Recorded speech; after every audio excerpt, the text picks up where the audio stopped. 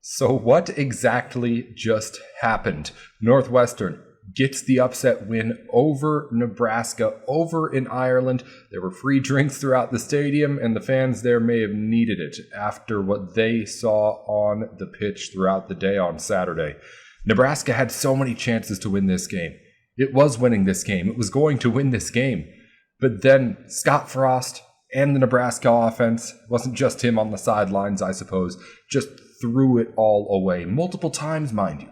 In the first half, Nebraska goes up 2 scores, then immediately broken coverage on defense, 4-play, I think it was 75-yard drive, immediately makes it a 1-score game again. Nebraska offense comes back out, immediately fumbles the football, and then all of a sudden the Cornhuskers have to go into halftime losing a game that if you were watching it, they were dominant throughout the first half. Nebraska offense looked really good for most of that first half until the wheels started to fall off.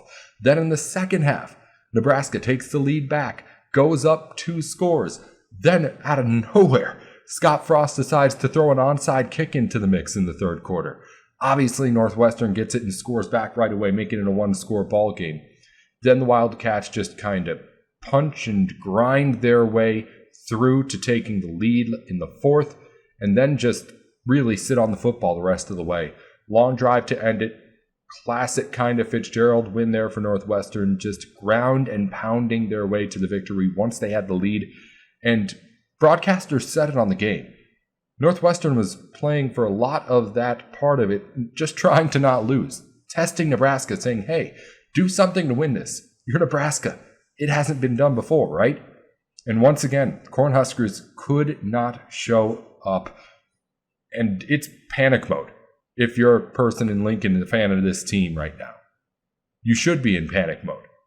If you're Scott Frost, you should certainly be in panic mode for the security of your job. I don't know how much longer he gets. I don't know what firing mid-season the history is there over at Nebraska, if it's been done before, or if they're going to let him have this season. I don't know if he can turn this season around.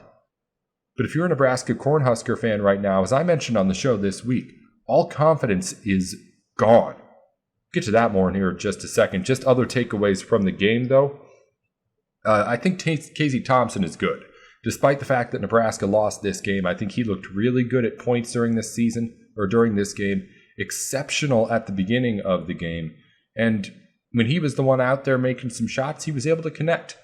And I think if the bar is to be better than Adrian Martinez, I think he fills that box. And also, him to Trey Palmer, incredible connection. I think it's something that can be really dangerous if those two keep on going that way. Other thing I noted, both these defenses just really, really, really bad. Neither of them has, I don't think, at least right now, any shot to stop much of anything. Neither of them did stop very much of anything throughout this game in Dublin. I don't know what to take away as far as then what we saw from some really, really good offenses, or at least good-looking offenses. Ryan Helinski and Casey Thompson both had 300 passing yards by the time this game hit the fourth quarter. Not exactly what you're expecting out of those two guys, so I take it with a bit of a grain of salt, but both quarterbacks looked good. As I mentioned, I think Casey Thompson can be that step up for the Cornhuskers, but this was just a disaster as far as what Nebraska's mindset is going forward, what we think about them as a team. I mean, the conversation going into this week was that Nebraska was good, or at least had the potential to be good. And one of the things I noted down, underlined, just have to say it, Nebraska is not good. This is not a team that after a loss, especially one like this to start the season, that I can have any sort of confidence in saying, oh, well, they're good because of stuff that we haven't seen on the field yet. The Nebraska Cornhuskers, no matter how much experience, how much transfer talent they get in, they have not been a good football team. And while leading up to the season, I was perfectly fine saying, okay, maybe Nebraska can do things in the West. I see all the things that all the experts who are high on them see, but they still haven't done it on the football field yet. And Big Ten fans knew that that was something that Nebraska was going to have to start doing at some point, and it hasn't happened at least through one game. Nebraska now is a disaster as far as just the season goes. You were looking at the beginning of the day, hey, let's go try to win the Big Ten West. And now you're going to go into next week thinking, Is this team any better than the 3-win team we had last season? And it was just such a Nebraska way to lose it too, right? Again, you were up so many different times, and it feels like you lost the game, not that the other team won it. Northwestern, give them the credit. They won the football game. But I had said throughout the week, this game is about Nebraska. How good they look, how bad they look, and all that. And after this showing here, it looks really, really, really bad. And there's nothing that the Cornhuskers can do to stop the hate now.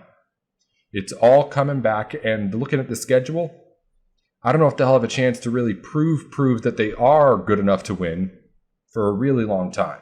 Unless they can knock off Oklahoma in a couple of weeks, which seems pretty unlikely right now. Then you're looking at like when they get to Purdue on the Big Ten schedule in week 7 or 8. That's the next chance to be like, oh, okay, is Nebraska at least good enough to compete in the Big Ten? Beginning of the day, it was, can they win the West? Now I'm sitting here wondering if they're going to be able to win any more than the 3 games they won last year. Scott Frost's days are numbered, if you ask me, at Nebraska. And I don't know if there's all that much he can do the rest of the way to be able to save himself this season. He's done it before. And hey, I didn't expect him to be here for year 5.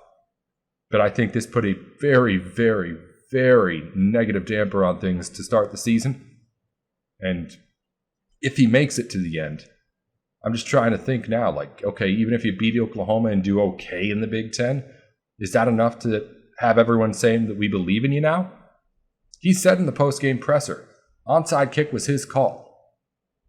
And at some point, when the talent isn't translating to wins, you have to ask, okay, why isn't this working? And you got to point to the guy that's making those calls. Because with Nebraska more than any, it seems like that's the biggest thing holding them back, to be completely honest. It's one-loss games. It's games that they should be talented enough to win at least some of. And Scott Frost just cannot seem to find a way to win them here at Nebraska.